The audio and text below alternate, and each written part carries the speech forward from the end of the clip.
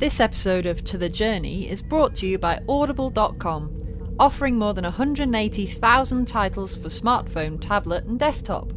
To get a free audiobook of your choice and help Trek FM at the same time, visit audibletrial.com/trekfm. And also by Enterprise in Space, an international programme of the non-profit National Space Society.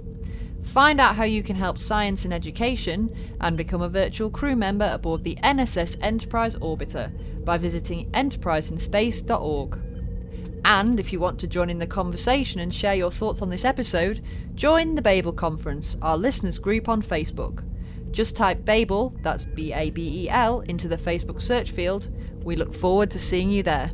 This is Robert Picardo, the emergency medical hologram from Star Trek Voyager, and you're listening to Trek FM. I think it's safe to say that no one on this crew has been more obsessed with getting home than I have. But when I think about everything we've been through together, maybe it's not the destination that matters. Maybe it's the journey. And if that journey takes a little longer, so we can do something we all believe in, I can't think of any place I'd rather be, or any people I'd rather be with. To the journey. You're here. To the journey.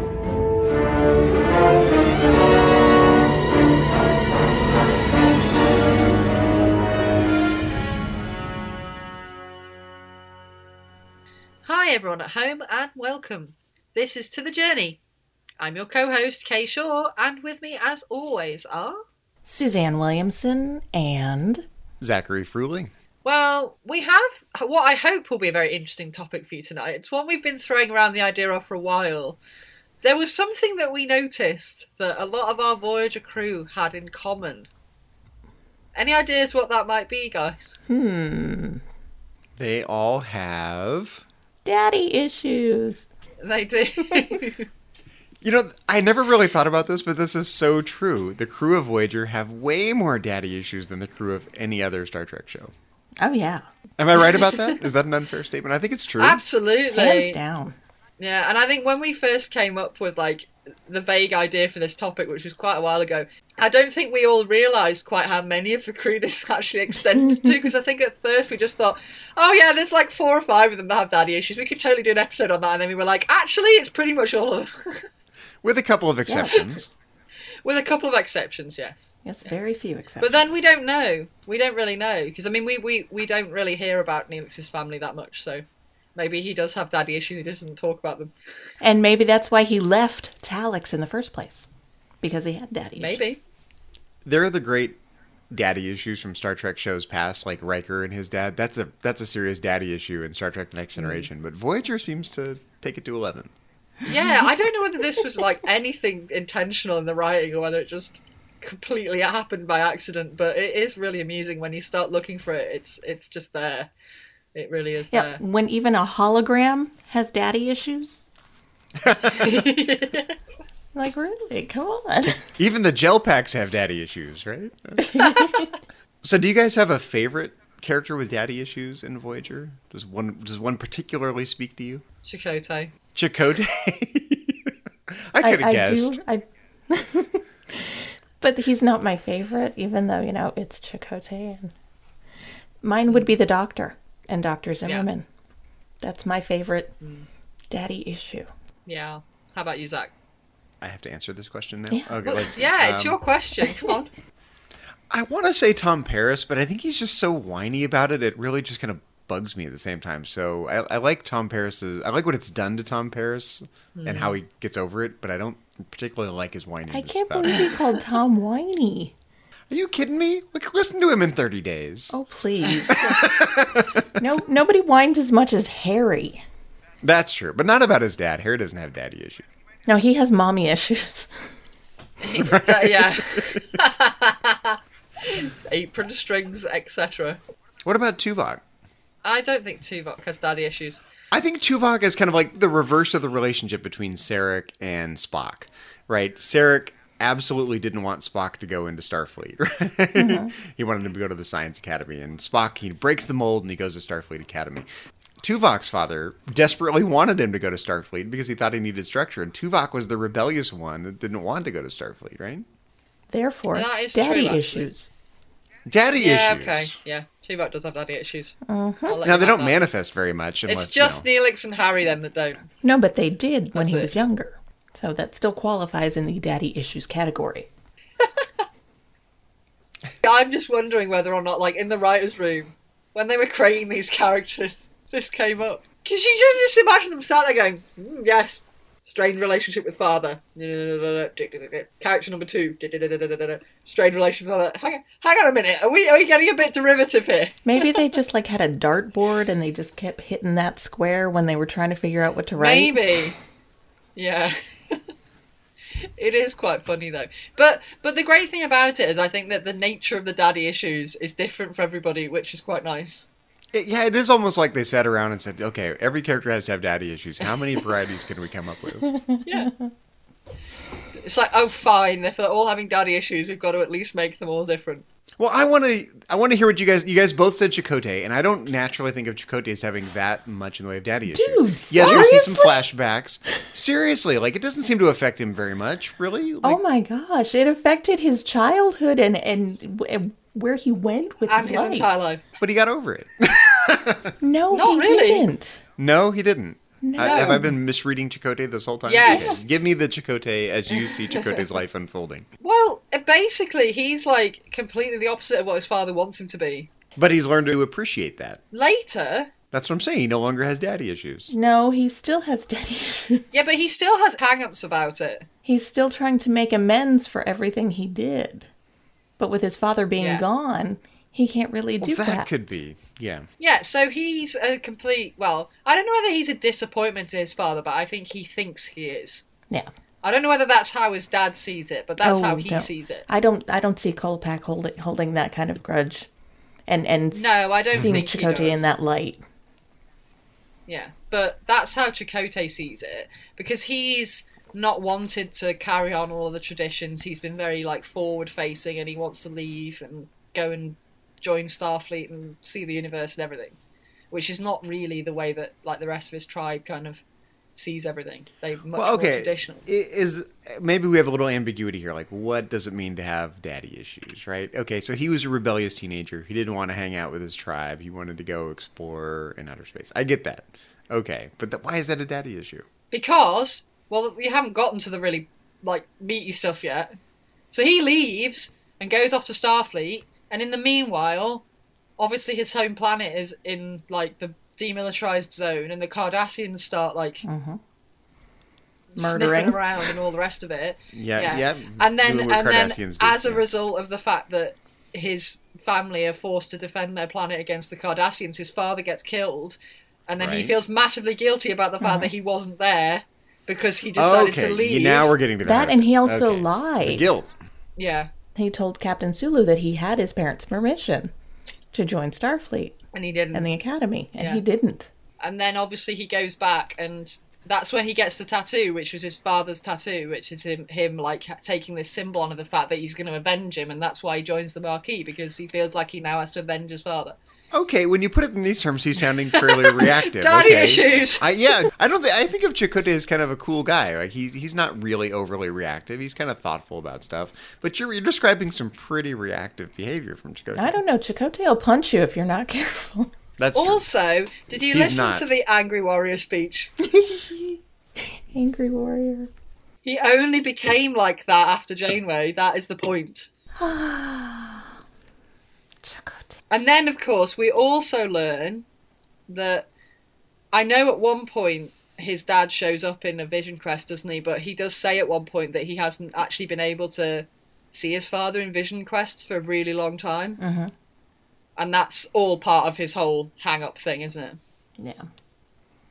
He's super interesting. I love Chakotay. Chakotay's so interesting. He gets so like hard done to as a character. I mean, I don't want to turn the episode into a defense of Chakotay, but I think you're right. He's a deeper character than he gets credit for. Yeah, he is. Yes. Maybe because of his daddy issues. Yeah, absolutely. So There you go. That's Chakotay's daddy issues. Get a tattoo and go on a quest for vengeance. Sounds about right. So, I mean, really, that's more like him and his perception of how his dad views him rather than his dad's actual view of him. Because I think his dad's way more zen than that. Yeah. Like, his dad's way more kind of chilled out than to be. I like his dad. Yeah. Yeah. His dad's great. He's a cool dad. Well, he's just into the history of their tribe and culture. And yet he's so modern, too. He's got fairly modern clothes on when they're, bebopping around the jungle. Well, when he's not taking his clothes off, yes. Well, yeah, that's what I mean.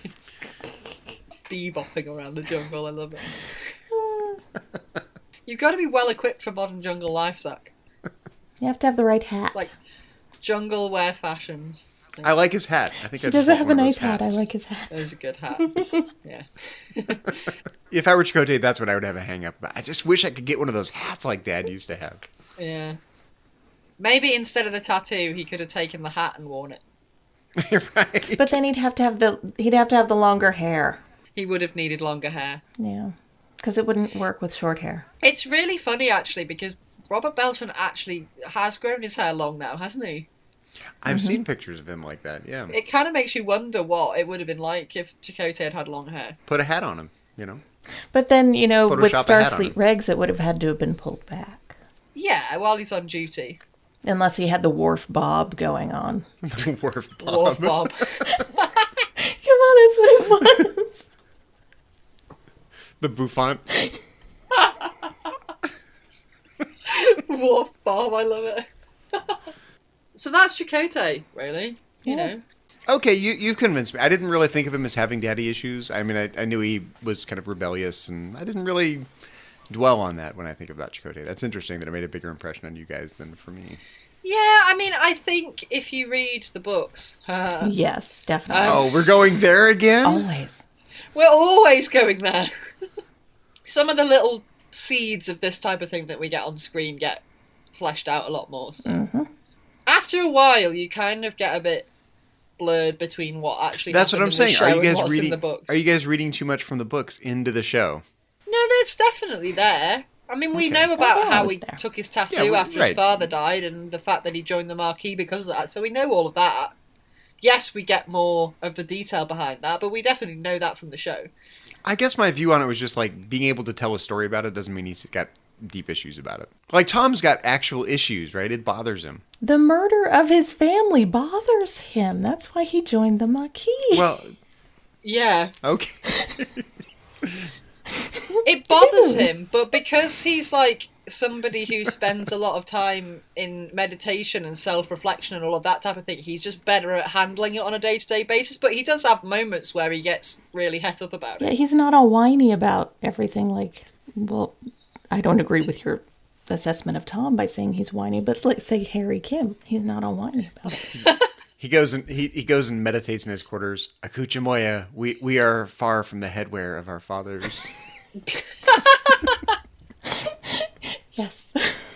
We have talked about Tom and his daddy issues quite a bit, actually, but in fact, we did that last week. I think we're fairly familiar with what's going on there. Like I said, I kind of gave a caveat for this one because it's clearly affected Tom in a deep way. It not only bothers him, but it like manifests itself in Tom's behavior, and I think that's why maybe I associate daddy issues with Tom more than with Chakotay. But it also does. I was serious about this. It seems like he's a little whiny about it. You know, don't you just want to go, Tom? Kind of get over it, dude. And you don't have to set the bar so high for yourself. You don't have to beat yourself up when you make a mistake. You don't have to do all this, Tom. He gets there, though. He does get there. I still don't see it as whiny, though. Yeah, I don't really see Tom as a whiny person. Like, yeah, he does talk about it, but I don't feel like he talks about it to excess. There are some episodes where it's a focus, but I don't feel like he's whinging about it every week. No, not every week. No. But like in our last episode, we were talking about Threshold, and he's pretty whiny in Threshold about his dad, right? Well, he was can you dying. blame him? He was like, we're becoming a salamander. That's gotta have a crimp on your day. Yeah, that's going to bring up other issues that you weren't thinking about. Oh, I'm losing my tongue. Hey, my dad didn't really love me. My big daddy salamander didn't love me. Exactly. You just, I hate it when that happens. What, when you lose your tongue? You get up in the morning, you have plans, and you're like, darn, I'm becoming a salamander. I had today all planned out, and now look, I'm puking up my tongue instead of what I had on the schedule. But I think the distinction for me, between Chakotay and Tom, if we're talking about, because there's similarities there. It's all about living up to Dad's expectations. Mm-hmm. Right, exactly. It all comes down to expectations. But the fundamental difference for me is the fact that with Tom, I think the expectations of his father are genuinely there to that extent, whereas with Chakotay, I think they're a bit more in his head. Yeah. Okay, I want to get real for a minute. I know we're supposed to talk about Voyager, we're getting real. We're getting real for a minute. I want to know why people's reactions about this kind of thing are different. I have never felt, even though, my dad and I might have different issues, I don't feel like I had an expectations issue with my dad. I have never felt the need to be anything other than what I was. There are other issues, but it's not an expectations issue. So when I hear things like Chakotay's dad expects him to be a certain way, or Tom's dad expects him to be a certain way, I just kind of fundamentally don't relate. So I kind of go, get over it, dudes. Yeah. But, I've never had that. Like, my parents have never, ever done anything other than support me in whatever I've wanted to do. Right, likewise. That's what I'm saying, right. But I can totally relate to people who have that issue, because I know people whose parents, massively have a set of expectations for them that they think they rigidly should adhere to. And I just, although that's not something I've experienced, you can relate to that. And I think that would be awful, but... Isn't that, like just massively inauthentic, though? Being so bound by your parents' expectations? In some cultures, that's the standard. It's like your parents want you to go into this one profession, even though your passion is somewhere else. You do what your parents want you to do. You must be a doctor. You must be a lawyer. You must be a politician. You must be... Yeah. Fill in the blank. You're right. Okay. Well, yeah, and I mean, obviously, you're going to have some people whose parents have massive expectations of them that are going to feel really bound by that, as you say, and then there's some people that are going to just rebel against that, and it just depends on your personality. Like, some people are just going to be like, because their parents have massive expectations of them, are determined to do exactly the opposite thing. Yeah. But that's not who these people are. Yeah, I guess it's like how much you care about your parents and how much you care about their expectations for you and all the rest of it. And how they raised you. Yeah. I mean, personally, I think, having too many expectations for your kids is really wrong, because, they didn't ask to be there, and you don't really get to tell them what they can and can't do. So I shouldn't expect Logan to be president? Well, you can encourage him, but if he's like, Mum, I don't really want to be president. Then I'll be like, you can be an astrophysicist. Yeah. I kind of expect him to be a philosopher, just projecting some expectations. He does fall asleep to Metatreks already, so... Oh, he's got that down pat. Okay. So out of the other people that we've got with daddy issues, which, as we've said, is the majority of the crew, is anyone else got issues that we think are to do with living up to Dad's expectations? The doctor? Oh yeah, the doctor. Definitely the doctor. Yeah. Okay. Yeah, because he's trying to prove himself to Dr. Zimmerman. Hey, I'm worthy, even though the other EMH Mark ones are in a mining facility. Yeah. It's not a matter of trying to meet Dad's expectations in this situation, right? Because Dr. Zimmerman's expectations for the doctor is that he's essentially a talking puppet. Yeah. So it's about trying to prove Dad wrong. Yeah. It's proving worth. Exactly. Yeah. It's not meeting expectations. Yeah, it's about saying, actually, no. I've exceeded your expectations. Please acknowledge that. Acknowledge that, yeah. Yeah. Because, he thinks they're only good for the proverbial scrap heap, but, the dilithium mines, etc. Because obviously, that hologram for Dr. Zimmerman was a massive vanity project. You think? You think? So, the fact that he's seeing the doctor show up with his face, and the fact that he feels like that project was a failure, I mean, that's already colouring the way that he's going to react to him straight away. Well, this is an interesting nuance, because it's not a case of Dr. Zimmerman being kind of on a pedestal and the doctor trying to reach Dr. Zimmerman's level. It's actually kind of a weird reversal of that, where Dr. Zimmerman has this crisis of confidence because his children, his creation, are a massive disappointment, not in their own being, but they're a reflection of him. Yeah. He's got child issues, or he's got son issues. Yeah. Yeah. Sons, many of them. Yeah, and then the doctor's daddy issues stem out of that. It's very complex. It is. It's More complex than Chakotay. Well, yes and no. It's different. Yeah, it's an interesting one, isn't it? And it's nice to see when he starts to actually acknowledge the Doctor has exceeded what he thought he was capable of. I love their That's little really family nice. photograph that he takes too. Yeah. Yeah, that is nice. One for the Hollow album. Yes. Although, going back to the hollow image, why is the Doctor taller than Dr. Zimmerman? I never quite understood that. Because the real people hunch, and real people have spines that get compressed. And Dr. Zimmerman has been around for a while, and he's hunched over working, and he's got a slouch, and he looks old, like people tend to do, right? I don't know about getting old. I don't do that. No, it's the thing, right? People get tall, and then they kind of shrink a little bit because their spine compresses. So that's why I think Dr. Zimmerman is like a real person is actually shrunk, and that will never happen to the Doctor that unless makes sense. and except in that one episode where he's real short. Right? Well, isn't he short in 2 episodes? Oh no, that's his little figurine. Yes. He built his own holographic action figure, an opera singing action figure. Everybody should have one. Immobile.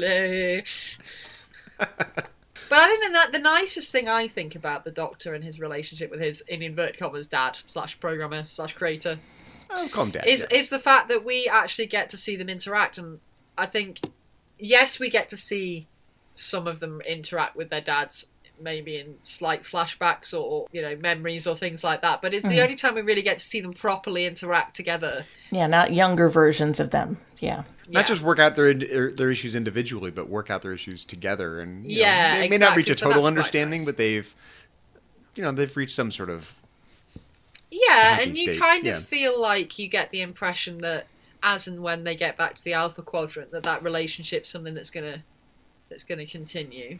I certainly see that carrying on. I wish they could have touched on that with Admiral Paris and Tom. I mean, even when there was communication, Tom's on the bridge and Admiral Paris is talking only to Captain Janeway. It's like, but dude, your son's right there. What a missed opportunity to... I mean, they spent all this time establishing that as a character trait for Tom, and then they kind of blew it off when they had the chance to delve into it. Well, yeah, and also, once we start getting the live communications with Earth, it would have been nice to at least have seen one conversation with them where they... Yeah, have a bit instead of a I chat could have done without seeing Harry's parents. Yes, they were most boring parents ever. Yawn. Just saying. They clearly dote on their son. Let's put it that way. Yeah, I kind of feel like Harry's relationship with his parents is kind of like my relationship with my parents, so I don't want to comment on that too much. No, I don't see that. Let it be said for the record that my parents are amazing. Mine too. Yeah, your mom stocks you up on your favorite cider. What's wrong with that? She does. She goes to the wholesaler and she buys me my favourite cider because she's awesome. My mom, literally, I kid you not, she sent me a text message the other day saying, "Do you want to come over for soup?" Oh, soup. I That's love cute. soup. So maybe I'm a little more like Harry than I give I'm myself glad my credit mom for. doesn't send me those texts because she is an awful cook. I'm sorry, I love her to death, but oh my god, she's Is just she like awful. Janeway? No, she's worse. The only seasonings she has in her house are salt and pepper, and she rarely Wow. uses either one of them. Yeah, it's just bad. Well, according to the Restaurant Impossible guide, that's all you need. But she doesn't really use them. That's the key. You have to use them, right? So, and that's his main criticism of restaurant food. Like, they need to actually put some salt and Season. pepper in You their gotta food. season things. But getting back to the Doctor for just a minute, because I wasn't quite done talking about the Doctor. Do you think that the Doctor actually complains that his hollow dad never comes to his operatic performances? Yeah, I don't see Dr. Zimmerman doing that. No. I see him like sighing and rolling his eyes. Oh, do I have to? Well, isn't he like, why have you got all this stuff in there? Like, what? Why are you fully functional? All this crap. You've got 4 billion gigaquads about opera. That is more information than anybody needs about opera, to be honest. But it's interesting, that we got slightly onto the topic of cooking, because even though we're talking about daddy issues, I kind of wondered whether or not Janeway's cooking problems came from mummy issues, because isn't her mum supposed to be an amazing cook? Yes, she is supposed to be an amazing cook. So she feels inadequate that she's not as good of a cook. She's trying to live up to her mum's expectations and failing and burning, Can pot barely roasting the replicate a replicator. cup of coffee. Yeah. Barely make a cup of coffee, yeah. But Janeway's daddy issues are in a bit of a different direction, aren't they? Yes. Do you think that Captain Janeway's mom made that vegetable bouillon that she was so enthusiastic about in Eye of the Needle? Oh, yeah. Absolutely. She brought that with her. Just like Mom used to make. Yeah. Yeah, that was a bit of a special moment, wasn't it? They were obviously a few minutes short on that episode. Not only did they play with Janeway's hairstyles, but they play with her, lunch orders. Vegetable bouillon. Marvellous. Do you think that line was originally written for the first actress who played Captain Janeway? Possibly, yeah. It's really early on, isn't it? Mm-hmm. It is really early on, Yeah. and I'll bet you they wrote it with the other actress in mind, and it plays a lot better when a French person says it. That is true, actually. Yeah, I hadn't thought of Oh, that. yeah, that would have sounded really nice with a French accent. I mean, nothing against how Kate Mulgrew said it, but yeah. But now I'm like hearing it in a Russian accent. Hang on. This is a total tangent, but I've just had a thought. So in Next Gen, we had a French person with an English accent, and then in Voyager, if we'd have kept the original actress who was supposed to play Captain Janeway, we'd have ended up with an American With a French accent. character with a French With accent. the French accent. Unless she was supposed to be Canadian, I don't know. Yeah, I don't know if they would have made her Canadian instead of from Indiana. Yeah. Yeah, maybe if she had a French accent. She didn't sound as folksy. That's true. Yeah, but anyway, yeah, her daddy issues are a different flavour entirely, aren't they? Yes. She has no problem living up to Dad's expectations. She's always been the high flyer, but Oh, yeah, she's always exceeding them. yeah, with her it's more all about getting Dad's attention. Mm-hmm. I think Janeway views expectations as a challenge. She's not just going to meet the expectations. She's going to go above and beyond at every turn. Yeah, but I think more for her, it's not that she thinks her dad expects anything specific of her. It's more about her doing things in order to get his attention because she feels like she doesn't have it a lot of the time. Like, she totally idolises him, but he's so busy with his work that she wants to get more of his attention by, hi, I'm here, look what I did. And then when she fails in trying to do that, she punishes herself. Like the tennis match that she didn't win, and she walks home in the rain. So she's like the puppy that just wants to be pat on the head. Yeah. Is it an Irish setter puppy? I'm not talking about the puppy. I'm not Not that talking about puppy. the dog. But I don't think of Captain Janeway as having particularly strong daddy issues in that sense. Oh, she does. No, dude. She does. Read Mosaic. Please. I think you guys read these issues as stronger than I do, and I think that's interesting. Maybe that says more about us than it does about the characters. Maybe, but I think, Janeway's always had these issues where she's always wanted to get her dad's attention. Yeah, okay, maybe some more of that comes from Mosaic than it does from the show. But we do know that, like, her dad died in this shuttle accident, and she Yep. didn't, and there's a lot of hang-ups around that. Yeah. Yeah. That's true. Because she wasn't able to save him. Or her fiancé. She has massive survivor guilt. And I think that drives a lot of why she has issues with, like, leaving anybody behind. And why she feels so responsible for, like, the Voyager crew. Because Oh, she's been absolutely. there before. Because she's basically got this huge... Why was I the one that survived out of the three of us, basically? And she only barely survived as well. Yeah. And her depression stemmed from that, and then it reignites because of Voyager. Yeah. So, again, we're reaching here a little bit maybe, but people generally think of Captain Janeway as a very maternal captain. She tends to mother hen her crew a little bit, right? She has her moments. You're saying that's a consequence of her relationship with her parents? Yeah, I think so. I mean, we get... I don't know how much is from the show and how much is from the books, so I'm going to have to apologise for that. But, I get the impression that her mother is a very motherly person. Mm-hmm. That she's very much of a bake you cookies, wrap you up warm kind of mum. So she obviously inherits some of that from there. Definitely. I think that's more that we get from the books as opposed to the series. I mean, Gretchen isn't I think mentioned you're probably right. a lot at all in the They show. don't even get names. Do they get names in the show, her mum and her sister? I don't Or do think they so. just get names in the books? No, I I think don't I was think trying so to either. remember, and I couldn't remember off the top of my head. I couldn't remember. The thing is, they're so ingrained because they're mentioned in the books, and then everybody uses the names in fan fiction. So Yeah. if you read fan fiction, they're just so much in there. You forget that they don't even mention them in the show. But they should have, because, I mean, Jerry Taylor wrote Mosaic. So they should have been in the show. Yeah. It's as close to canon as you can get when it comes to books. Yeah. They're still not strictly canon, but it's the closest you can get. But I think her relationship with her mum was pretty good. That's the impression I got anyway. Shifting gears a little bit, what about B'Elanna? Oh, I think of B'Elanna's having way stronger daddy issues than she does. Definitely. Yeah. But she has mommy issues, too. She's got it all. She has all the issues. Well, B'Elanna really is a massively interesting character anyway, because she plays this role that we kind of see throughout the history of the different iterations of Star Trek, where we get this duality, where she's caught between the two worlds, and she's not entirely human, she's not entirely Klingon, she doesn't fit into either, and she's trying to figure out how on Earth she can find a place for herself. Mm-hmm.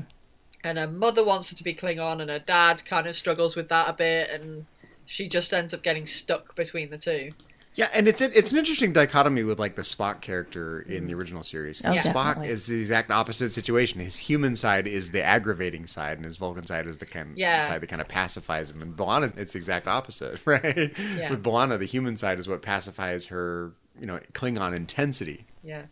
But I mean, like you say, her daddy issues are so marked, really, because he drives the fact that she tries to reject her Klingon side, because she sees the fact that, because he said this throwaway comment that she heard at one point about how on earth is he supposed to cope with two Klingons kind of thing. Mm-hmm. She's like, well, he doesn't love me because of my Klingon half. And, obviously, like, she blames herself for her parents separating and all the rest of it.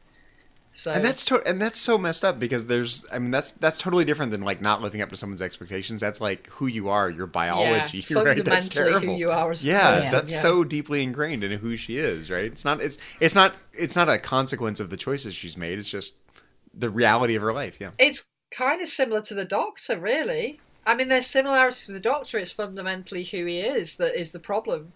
Yeah. He's trying to prove that he's better than that, and she's trying to prove that she can be more human, and trying to prove that, because I mean, really early on we see her massively rejecting her Klingon half, and I don't think we ever really within the show see her make peace with that.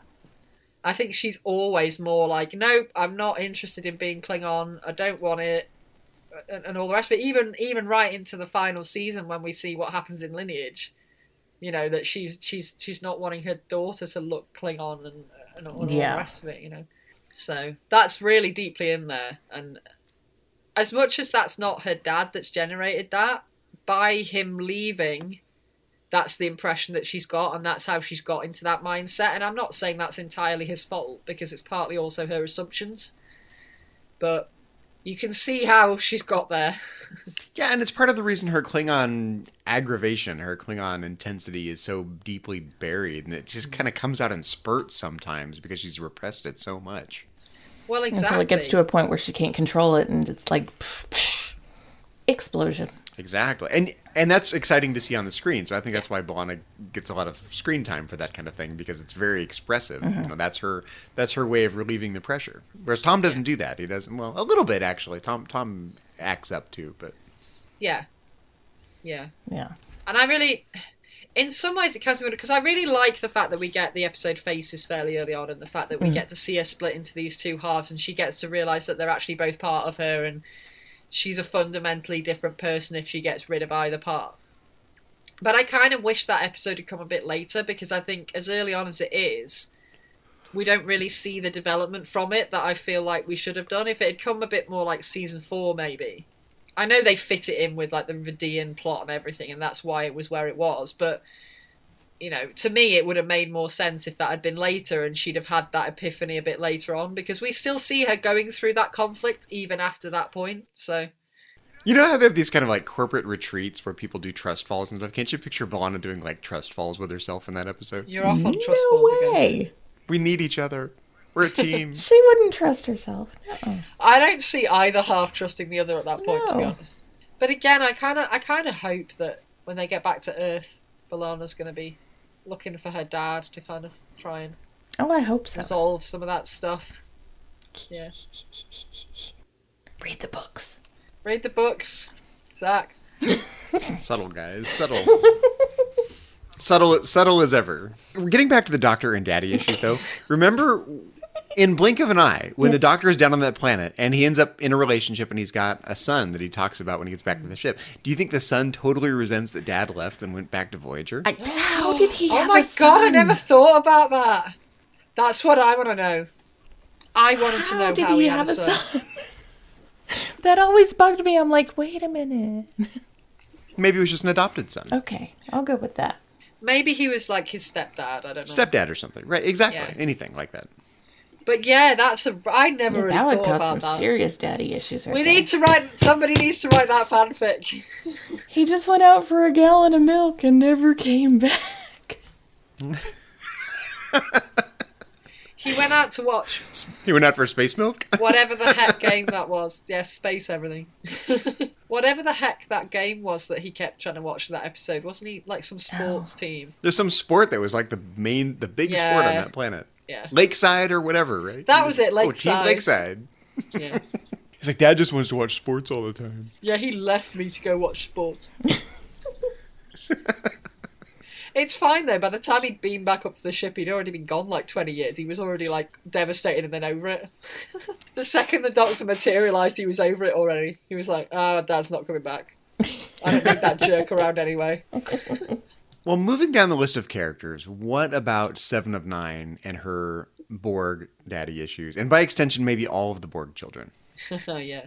Well, I mean, you've got a few different things going on here, haven't you? Because with 7, I mean, we find out it's more parent issues than anything else because, you know, her parents are just, I don't even know what the word is, but idiotic will probably do. That is definitely, yes, the word I would use. Yeah, they're like, oh, the Borg, let's go poke the Borg dragon. Yeah. Let's take our small child.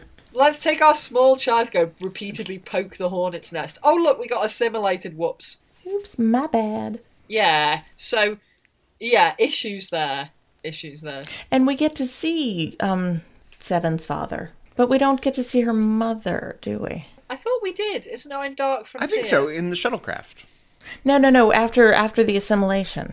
Oh, no, I don't think Oh, we see your mother assimilated. right? No, I don't think so. I can picture 7 of 9 telling this story like a flashback. Like, one time I was little and I walked in the room and the Borg queen was assimilating my dad.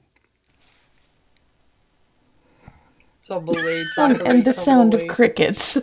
For the purposes of the fact that listeners can't see right now, Suzanne and I were both face palming during that. We were doing a classic Jean-Luc Picard face palm. Yes. Dad jokes.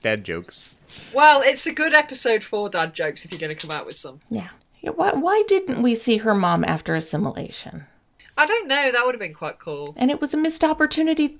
They could have made her the Borg queen. That would have been amazing. That would have been even more of a pull for 7 to want to go back. Okay, to I the totally collective. never thought of that, and that is like the best idea I've heard in a long time for what could happen in Voyager. Oh, fanfic. Somebody write it up. Who says her mum wasn't the Borg queen? Headcanon. Because she does have a very unique pull on 7, and we never really find out exactly why. Maybe it's because she escaped and people don't escape from the Borg. That's a great idea. But you could headcanon that, potentially. The Borg queen doesn't really look like 7's mother, but... Well, we can get around that, Zach, because the different actresses play the Borg queen anyway, so That's true. we can gloss over that part of it quite easily. Yeah, when one is killed, another one takes over. So do Borgs have, like, queens in waiting? Like, Borg princesses? Read the books. I suspect we're going to struggle, though, to find any complexity in 7's daddy issues. I think it's basically he got her assimilated by the Borg. That's a it. big issue, though. It is a big issue, but there's not much more to it than that. And you know who else's daddy got them even more on purpose assimilated by the Borg? Yes. Who is that, Suzanne? Icheb. Icheb. Poor Icheb. That was even worse because he was he has the worst daddy issues of everyone. He does. Well, it's not just daddy, it's parent issues. They're the worst parents ever. Oh my gosh. They are the worst parents ever. And even though, you know, we've acknowledged the fact that a lot of the other crew have some serious daddy issues going on, I don't think anybody else's parents sacrificed them. It's like, how could you willingly do that to your child? Didn't they just have him so they could sacrifice him as well? I think so. That's the impression I got. Which is even more messed up. Specifically conceived him so they could sacrifice him later. That is screwed up times a million. That'd be like me, okay, here's Logan, and throw him at the board. What? Throw him at the board. Yeah, like, in all fairness, though, he would make the cutest Borg baby, but, that's by the by. Yes. Oh my gosh, I've just realised you have to take him to his first convention as a little baby Borg. How cute would that be? Actually, he was going to be Captain Kirk. Oh. And I have my Nurse Chapel uniform, and Timothy's a red shirt. Yeah. I do need to do a Janeway and a baby Borg. Yeah, and you could have a T-shirt. So if you were going to do Janeway and Baby Borg, you could get Timothy go with a T-shirt that said, "I know what happened to the Borg baby." I've got a great one you could do. No, seriously, while we're talking about this, there's a great one you could do. It would take a little work. It would take a little effort. You could go and dress up as Harry Kim, and the baby could be Naomi. When they jump through the thing into the alternate ship. She's not going to dress up as Harry. Oh, yes, because I adore Harry so awesome. much. You do. Harry's your favourite character. You're always telling us. That's why it would be ironic. It would be amazing. Although Garrett is always at Dragon Con, so he might get a kick out of that. Garrett is awesome. But if you had a little baby Naomi Wildman? Well, I'd have to put the little spikes on his head. That's what I'm saying. You should do that. Although by the time Dragon Con comes around, he's going to be a year old, which is way older than baby Naomi. Yeah, creative license, right? But you could do that, and then you could totally get Garrett to hold him for a photo. That would be awesome. That would be awesome. I think I need to do that. See, I need some awesome Katarian spikes. Yeah. What about Kes? Yeah, I think Kes is probably the last one we've got left to talk about, really, isn't it? Well, her dad never let her play on the surface of the planet. No. Again, it's... I mean, she's not really bothered, is she, about going against Dad's expectations, but... She doesn't seem to be. She's like, screw you. She's more bothered that she never gets to see him again. Yeah. Right. That's it. I'm not sure there's a whole lot to say about Kes in terms of daddy issues, but... No, but they're there. I think there's a few things to pull out. Because like you said, he's very much got his expectations for her. And she's probably more, like what we were saying earlier, she's got a different personality type. She's so determined that she does want to go out and explore. And she does want to see what's out there and not just be confined in this one place, that she really does just go against that. And yes, she's sad to not see him again, and I get the impression that she's quite close with her dad, that they've got quite a close bond. But don't her parents have this wish that someday she'll see the sun? Her mom does say that. Yes. Yeah, her mum says that. But maybe not her dad. Maybe your dad was squashing the dream. Well, I think it's more of a dream, as you say, and the reality of the fact that it's dangerous out there and they're worried about her kind of overtakes that. Because I do get the feeling that the Ocampa are they're quite a reserved race and they're quite nervous about everything and they're not particularly adventurous as a people. They're like hobbits. They're the hobbits of the Delta Quadrant. They are the hobbits of the Delta Quadrant. That's a really good analogy, actually. That is perfect. Without the hairy They live underground and everything. It really, really works because, as you say, they live underground, and their reaction to Kes wanting to go out there is very much the same reaction as the Hobbits' reaction to Bilbo about how he's a troublemaker. You don't get Ocampa smoking Old Toby, though. No, Maybe that's why she hooked up with Neelix, because he has those hairy feet. Yes. Space Hobbit!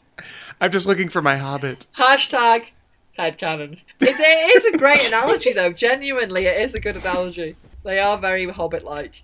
They know where they are. They're happy with their home comforts that they've got. The caretaker provides for them.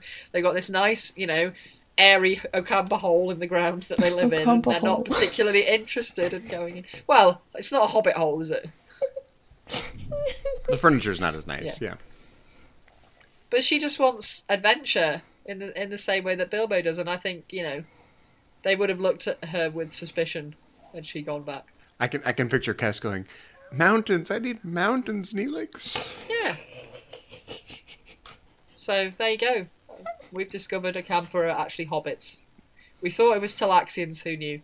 But she obviously found her a spiritual home with Neelix. So. at least for a little while. So there we are. It's all about the dads. The dads are driving everything. And really, kind of like Frodo needs to go off with the elves at the end of the story, right? She has to leave Voyager. Yeah. Yeah. And she does. There's a parallel. It's all tying in. It is. Wow. There's a writer somewhere in the depths of Voyager history listening to our podcast going, my God, somebody finally figured out that we based Kes on the Hobbits. Yeah, whoever came up with the Ocampans, like, finally someone gets Finally, it. somebody actually figured it out. We buried it quite well there, but, somebody got there in the end. I'm not sure there's a reprise of a Lord of the Rings book where Frodo comes back angrily several seasons later. And destroy. You ruined my life! Well, Destroy. Frodo doesn't have daddy issues. He's got uncle issues. So. Yeah, that's true. But he takes his uncle with him when he goes to the Grey Havens, doesn't he? So, hashtag Lord of the Rings knowledge is showing. I love Lord of the Rings, just saying. I didn't pick up on that. You hide it so well. I actually got banned from playing Lord of the Rings Trivial Pursuit. No. I did. Nobody will play it with me anymore because I started playing, got all the wedges, and nobody else got to have a go, so they all refused to play with me anymore. Sore losers. I have to admit that I struggle a little bit with the world building aspects. There's a lot of details and a lot of minutia and a lot of things that I just plain can't commit to memory about the Lord of the Rings. But you don't have to, that's the thing. No, you don't. That's not what it's about. Tolkien's Absolutely. just so intricate in his world building, and really you just focus on the story and what you need to know for the story. Because there's so much periphery that just isn't really relevant to the actual narrative. And everyone understands wanting to go on an adventure sometime, don't they? Yeah. Yeah. I think amazingly relatable characters. Absolutely. And I mean, all our characters end up going on an adventure. And their dads have varying opinions about that. Yes. How dare you go on that adventure? Or, yay, adventure, go for it. There and Back Again, a Delta Quadrant Tale by Kes. I like to think that Chakotay and Janeway would bond over their daddy issues. Oh, yeah. Especially the fact that both their dads are now dead and they can't do anything more about it. Yeah. Because, each of them has guilt over that. Yes, exactly. So, they can relate on that level. Yeah. And their mutual hideous experiences with Cardassians. Although, again, I don't think we hear about Janeway's hideous experiences with Cardassians in the show. I think that's in the book. Read the book. Read the book. The one I'm most fascinated now that we're talking about it is the Doctor. Because Okay. the Doctor not only has daddy issues, but he has the adopted son. But he also has this holographic family that has issues with him. That's true. The Doctor's got issues like crazy. I had never really thought about it until I thought of these. But it's not all daddy issues. It's like the Doctor is the dad in some situations. Creating the issues. Well, and I mean, B'Elanna's the one who comes in and, in inverted commas, makes his family more realistic. What does she know about family? Yeah, right. No wonder it all went wrong. But yeah, the Doctor and his relationships to family are interesting, aren't they? I think, no, honestly, this is like stepping back and reflecting on this a little bit. This is like the tension with these kinds of issues. On the one hand, they define who you are, kind of, right? They're your backstory, the facticity, the reality of your life. Yeah. On the other hand, we totally have the ability as people to transcend those things, whether it takes work or takes recognizing that you've got issues or whatever. And you see these characters, this interesting tension between being constrained by all of these facts of their life that they struggle with, and yet somehow finding a way to transcend it all. Yeah. I just find that fascinating. Absolutely. And the fact that I think that there are issues in a lot of these characters' pasts that they can relate to each other. We see them bond because of the situation that they're in, but I think the fact that they have these things that they can relate to each other and they have levels where they can go, yeah, I see where you're coming from on that. I think that helps to form this family that we see them end up as, because they do understand each other a lot of the time. Well, they're each other's real family because, Yeah. their real families are, have issues. Screwed up. With each other. They don't actually have that many issues. Except for Harry. Perfect baby Harry. Oh, Harry has his own issues. He does have his own issues, yeah. Lots of them. Harry's clarinet pacifier. His mom's, apple pie? Yeah, he has more mommy issues than daddy issues. Yeah. His clarinet is kind of like a pacifier. Wow. Well, it's been fun talking about daddy issues, mummy issues, son issues, other related relative issues tonight, but that's not the only thing that we've been talking about on the network. So here's a quick look at some of the other things that you may have missed elsewhere on Trek FM. Previously on Trek.fm, Earl Grey. Oh, and rocks. Do you see rocks came out of the tunnel? I love that in the next generation. The first thing he grabs is the exoskeleton.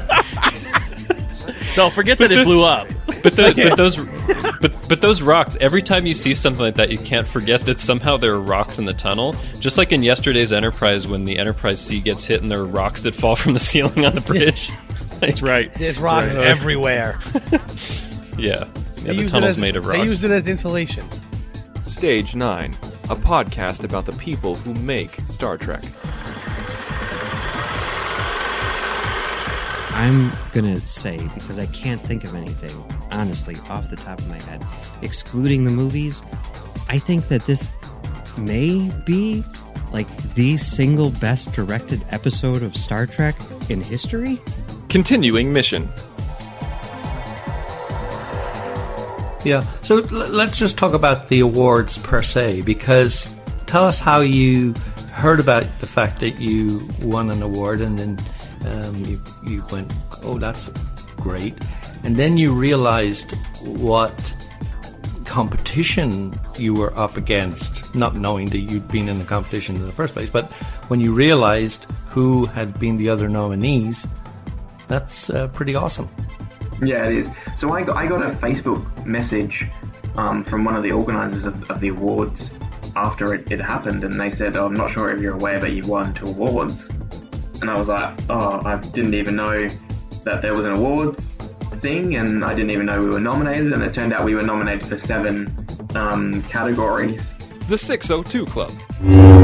I will say that the audience I saw this with was extremely receptive to the film, especially by the end, in the ending battle. And the reason I go there immediately is we're sitting here, we're talking about, sort of the structural issues and taking these things apart. Yeah. But I will say that the audience I was with seemed to go along with it anyway. So that by the end, there were people cheering and happy with everything. So, I was surrounded by people, and I remember looking around and saying, wow, positive crowd. And that's what else is happening on Trek.fm. Check out all these shows and join the conversation about your favourite corner of the Star Trek universe and beyond.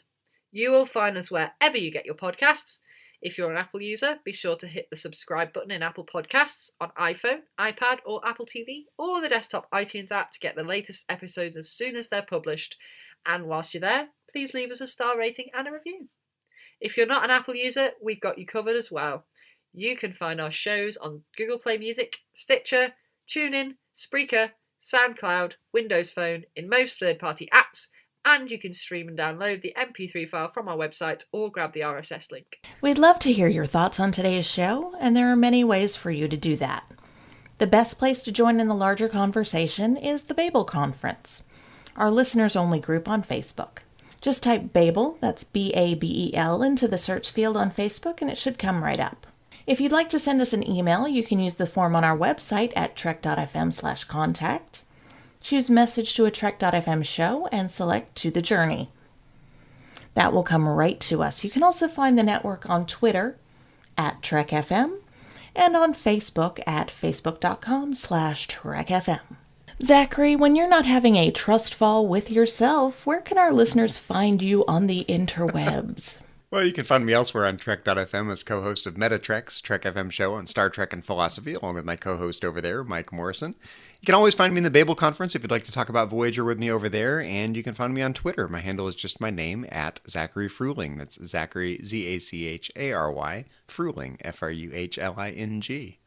And how about you, Kay, when you're not secretly wishing your holographic father would come to one of your operatic performances, where can our listeners find you on the interwebs and around the Trek FM network? No, nobody wants to come to one of my operatic performances. I would pay real money. I do.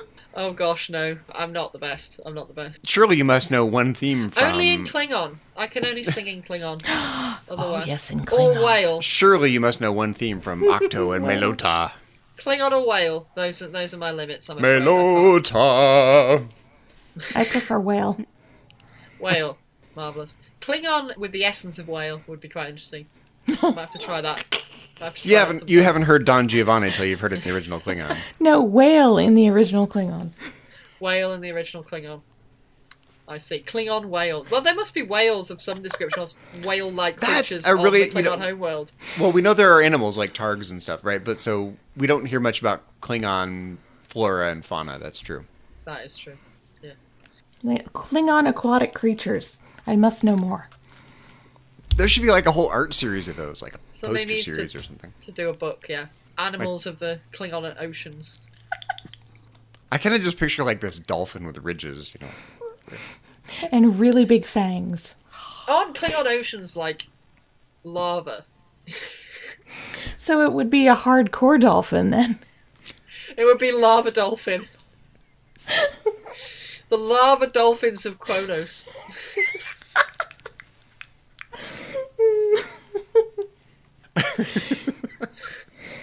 You know, at SeaWorld, they used to do like dolphin shows and whale shows and stuff. Can you picture like a Yes. Klingon dolphin show and the Klingon dolphin pops up and says, "I am not a merry dolphin.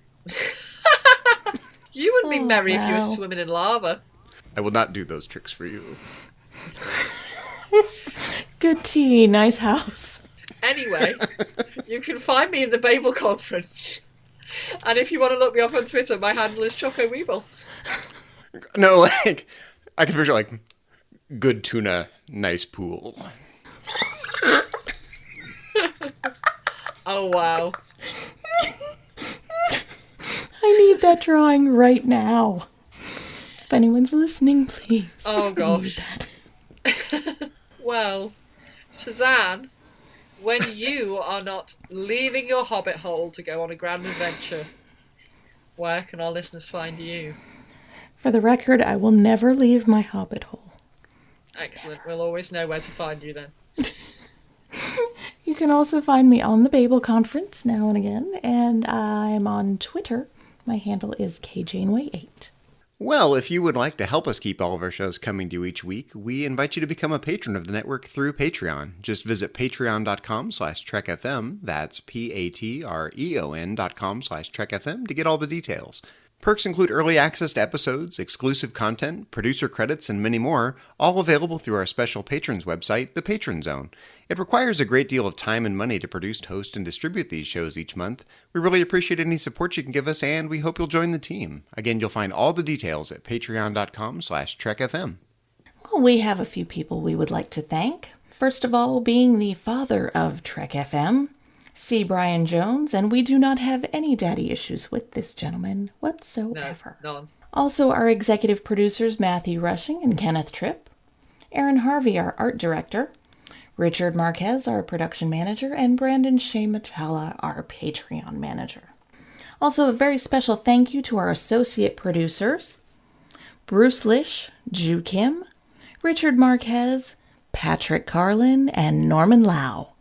So, join us next week when we will be getting tattoos and going on a quest for vengeance. But until then, this has been To the Journey.